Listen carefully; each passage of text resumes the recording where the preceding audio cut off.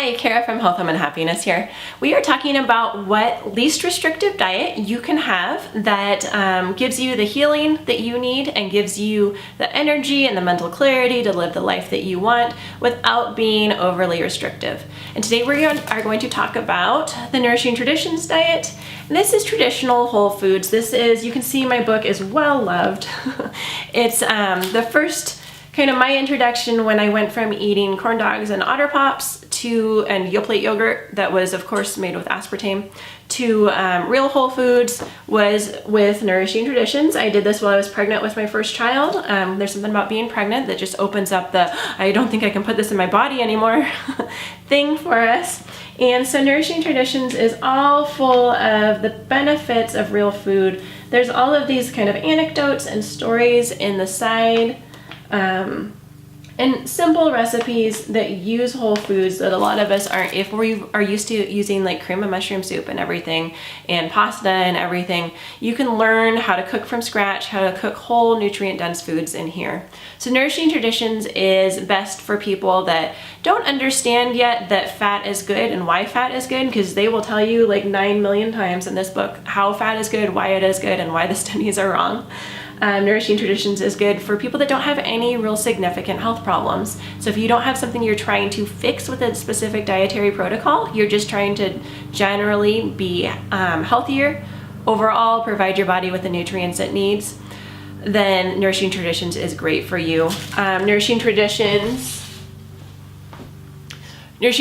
is great for people that generally feel like they're healthy, and maybe you have a baby and you want to feed your baby healthier than you grew up. It's a great source for baby food, and this is what I started my daughter on before we did the more restrictive GAPS diet protocol, because she did have autism and we needed to do autism recovery. So that's what Nourishing Traditions is good for. It is of all of the ways of eating that can heal leaky gut.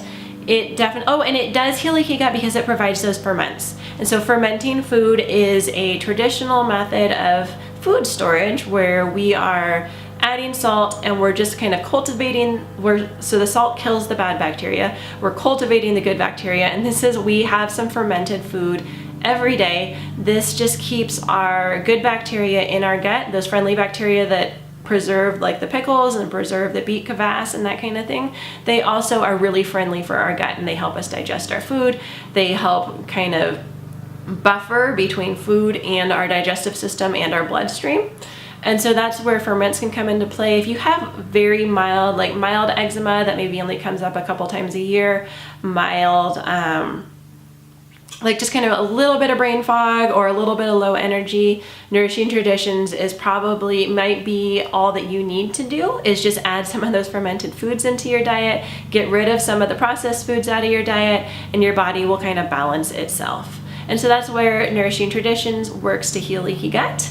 And if you need something more intense, the Gut and Psychology GAPS diet really does build off of all the principles of Nourishing Traditions with that beneficial fermented food, but it also eliminates inflammatory food that is feeding the bad microbiome that is in your gut already. And so if you feel like you need something more intense than Nourishing Traditions, then you can probably check out the GAPS diet, which I will link to at the end of this video. And if you need something that's not even as intense as Nourishing Traditions, because you are freaked out about eating liver, which she's going to talk about a lot in there, or you're freaked out about fermenting, which is soaking your grains, then you might like the Paleo diet a little bit more. It's a little bit more choose your own adventure kind of diet. And then you could add in some gluten-free grains, maybe just eliminate gluten, because that will solve a lot of people's. A lot of people are sensitive to gluten from the Paleo diet, and then add in some other gluten-free grains and sort of make the diet your own. So we're talking about what your least restrictive diet is that can give you everything that you want out of life, support your way of living, and we're kind of looking for eat to live, not live to eat sort of method here. So that's what this series is about. It's gonna look different for everyone, and if you want to join me, we're gonna keep talking about it in a little bit. Thank you so much. I'll talk to you later. Bye-bye.